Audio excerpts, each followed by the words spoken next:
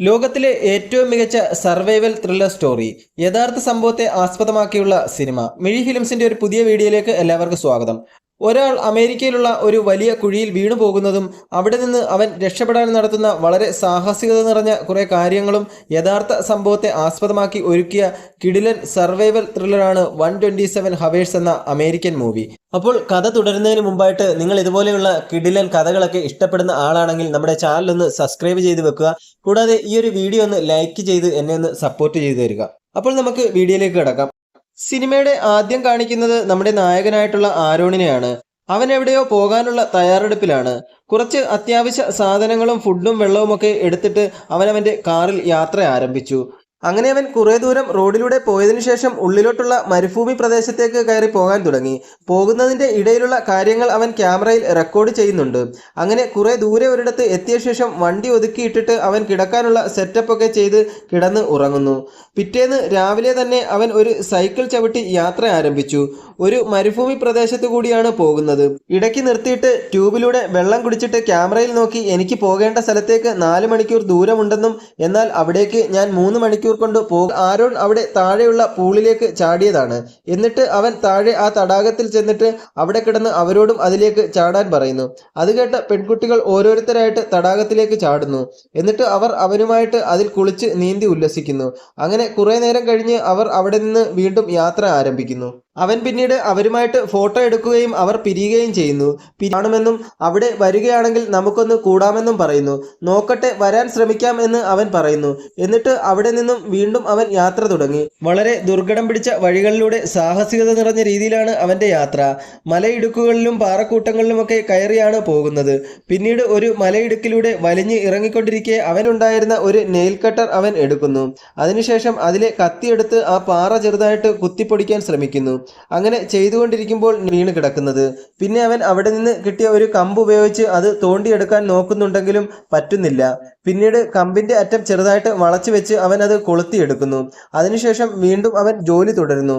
അങ്ങനെ രാത്രി 12 മണിയായപ്പോൾ അവൻ വെള്ളമെടുത്ത് ജീവൻ നിലനിർത്താൻ വേണ്ടി മാത്രം കുറച്ച് വെള്ളം കുടിക്കുന്നു. അതിനുശേഷം അവൻ തൻ്റെ കയ്യിലുള്ള ഒരു ബെൽറ്റ് മുകളിലുള്ള പാറയിൽ എറിഞ്ഞ് ഉടക്കി നിർത്താൻ ശ്രമിക്കുന്നു. കുറേ പ്രാവശ്യം എറിഞ്ഞപ്പോൾ ബെൽറ്റ് അവിടെ ഉടക്കി നിന്നു. എന്നിട്ട് ആ ബെൽറ്റ് തൻ്റെ ദേഹത്ത് കെട്ടിവെച്ച് ഉറങ്ങാൻ ശ്രമിക്കുന്നുണ്ടെങ്കിലും അവന് ഉറങ്ങാൻ കഴിയുന്നില്ല. അങ്ങനെ എങ്ങനെയൊക്കെയോ അവൻ നേരം വെളുപ്പിക്കുന്നു. രാവിലെ ആയപ്പോൾ കുഴിയിലേക്ക് വെയിലടിക്കാൻ തുടങ്ങി. കൂടാതെ വെയിലടിക്കുന്ന പാറയിലൊക്കെ അവൻ തൊടുകയുമൊക്കെ ചെയ്യുന്നുണ്ട്. അതിനുശേഷം അവൻ തൻ്റെ കുഴിയിൽ കിടന്ന് മരിച്ചുപോയാൽ ഈ ക്യാമറ കിട്ടുന്നവർ ഇത് എൻ്റെ മാതാപിതാക്കളുടെ കയ്യിൽ ഏൽപ്പിക്കണം. അവരുടെ അഡ്രസ്സും അവൻ ആ ക്യാമറയിൽ നോക്കി പറയുന്നു. കൂടാതെ അവൻ തൻ്റെ കൈ പാറയുടെ ഇടയിൽ പെട്ടിരിക്കുന്നതും കുടിക്കാൻ വെള്ളമില്ലാത്ത അവസ്ഥയുമെല്ലാം വീഡിയോയിൽ പകർത്തുന്നുണ്ട്. വീഡിയോ എടുത്ത് പൊടിക്കാൻ നോക്കുന്നുണ്ട്. എന്നാൽ അത് നടക്കുമെന്ന് തോന്നുന്നില്ല. കല്ല് കൂടുതൽ ഉറയ്ക്കുകയാണ്. വേറെ ഒരു വഴിയും കാണാത്തത് കൊണ്ട് ഞാനൊരു കടുങ്കൈ പ്രയോഗിക്കുകയാണെന്ന് പറഞ്ഞിട്ട് അവൻ തൻ്റെ കയ്യിലുള്ള ബെൽറ്റ് കൈയുടെ ഒരു ഭാഗത്ത് വലിച്ചു മുറുക്കി കെട്ടിവെക്കുന്നു. അതിനുശേഷം അവൻ തൻ്റെ കയ്യിലുള്ള നെയിൽ കട്ടറിൻ്റെ കത്തി ഉപയോഗിച്ച് അവൻ്റെ കൈ മുറിക്കാൻ നോക്കുകയാണ്. എന്നാൽ അതിന് മൂർച്ചയില്ലാത്തതുകൊണ്ട് അത് നടക്കുന്നില്ല. അതിനുശേഷം അവൻ ക്ഷീണിച്ച് കുറച്ചു നേരം ഉറങ്ങിപ്പോകുന്നു. ഉറങ്ങി എണീറ്റ അവൻ കുറച്ച് വെള്ളം കുടിക്കുന്നു. പിന്നീട് അവൻ ഓരോന്ന് ആലോചിച്ച് ഇങ്ങനെ അവിടെ കിടന്ന് ഓരോ പഴയ കാര്യങ്ങൾ ആലോചിക്കുകയാണ്. പെട്ടെന്ന് അവൻ നോക്കുമ്പോൾ ഒരു മഴയുടെ ലക്ഷ ഒഴുകിപ്പോകുമെങ്കിലും പിന്നീട് അവൻ ഒരു വിധത്തിൽ പിടിച്ചു കയറുന്നു.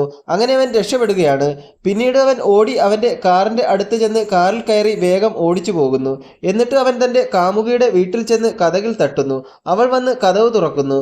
നോക്കുമ്പോൾ സഹായിക്കാൻ വേണ്ടി അലറുന്ന ആരോണിനെയാണ് കാണുന്നത്.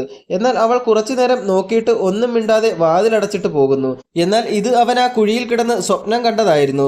അവൻ്റെ കൈ ഇപ്പോഴും ആ പാറയുടെ ഇടയിൽ തന്നെയാണ്. അങ്ങനെ അന്നത്തെ ദിവസവും പോയി. പിറ്റേ ദിവസം രാവിലെയായി. ഇത് 4ാമത്തെ ദിവസമാണ്. അങ്ങനെയാണ്. എങ്ങനത്തെ ഷോ ആണെന്ന് വെച്ചാൽ അവൻ ഇവിടെ നിന്ന് രക്ഷപ്പെട്ടതിന് ശേഷം ഒരു TV ഷോയിൽ ഇല്ല. ഒരുപക്ഷെ ആ കോൾ എടുത്തിരുന്നെങ്കിൽ ആരും അറിയാതെ ഞാൻ ഇവിടെ കിടക്കേണ്ടി വരില്ലായിരുന്നു. കൂടാതെ എൻ്റെ ഫ്രണ്ട് വീഡിയോ കാണുന്ന എൻ്റെ എല്ലാ സുഹൃത്തുക്കളും ചാനൽ ഒന്ന് സബ്സ്ക്രൈബ് ചെയ്തെന്ന് എന്നെ ഒന്ന് സപ്പോർട്ട് ചെയ്തു തരിക. വീഡിയോ കാണുന്ന നിങ്ങളിൽ പലരും ചാനൽ സബ്സ്ക്രൈബ് ചെയ്യാതെയാണ് വീഡിയോ കാണുന്നത്. ഇതുപോലെയുള്ള ഇൻട്രസ്റ്റിംഗ് ആയിട്ടുള്ള പുതിയ കഥകൾ കേൾക്കുന്നതിനായിട്ട് നിങ്ങൾ ആ ചാനൽ ഒന്ന് സബ്സ്ക്രൈബ് ചെയ്യുകയും തൊട്ടടുത്തുള്ള ആ ബെൽ ബട്ടൺ കൂടി ഒന്ന് അമർത്തുകയും ചെയ്യുക. കൂടാതെ ഒരു ലൈക്ക് കൂടി തരികയാണെങ്കിൽ വലിയ സന്തോഷമായിരിക്കും. എന്നാൽ പോലീസ് എന്നെ നാട്ടിലും സിറ്റിയിലുമൊക്കെ തിരക്കാൻ സാധ്യതയുള്ളൂ. കാരണം ഞാൻ ഇവിടെ പെട്ടു. നാളെയോ മറ്റന്നാളോ എൻ്റെ ജീവൻ പോകാൻ സാധ്യതയുണ്ടെന്ന് പറഞ്ഞിട്ട് അവൻ വിഷമിച്ച് ക്യാമറ ഓഫ് ചെയ്തു വെക്കുന്നു. അതിനുശേഷം വീണ്ടും കുപ്പിയിൽ നിന്നും ബാക്കിയുള്ള വെള്ളം മുഴുവൻ അവൻ നക്കിത്തുടച്ച് കുടിക്കുന്നു. അപ്പോൾ അവന് തൻ്റെ ശരീരത്തിൻ്റെ ശക്തി കുറഞ്ഞു വരുന്നത് പോലെയും നല്ല ക്ഷീണം അനുഭവിക്കുന്നത് പോലെയും തോന്നുന്നു. കൈ മുറിക്കാൻ നോക്കുന്നു. അവൻ തൻ്റെ കയ്യിൽ കത്തി കുത്തി കയറ്റുന്നു. അതിനുശേഷം വേദന കടിച്ചു പിടിച്ചുകൊണ്ട് കത്തി അനക്കി നോക്കുന്നു. അപ്പോൾ കത്തി എല്ലിൽ കുത്തുന്നത് അവന് മനസ്സിലാകുന്നു. പെട്ടെന്ന് അവൻ കത്തി ഊരിയെടുത്ത് എന്നിട്ട് രക്തം കുറച്ചെടുത്ത് നക്കി കുടിക്കുന്നു.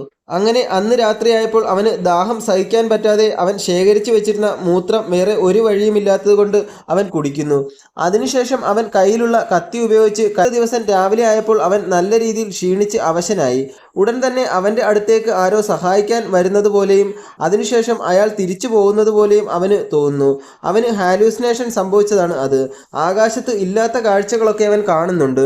കൂടാതെ തൻ്റെ ഫാമിലിയിലുള്ള എല്ലാവരും ഒരു സ്വപ്നത്തിലെന്ന പോലെ അവൻ്റെ തൊട്ടടുത്ത് വന്ന് ഒരു സോഫയിൽ ഇരിക്കുന്നതായിട്ട് അവന് തോന്നുന്നു. വീഴാൻ തുടങ്ങിയെന്നും നാളെ മിക്കവാറും ഞാൻ മരിക്കുമെന്നും പറയുന്നു.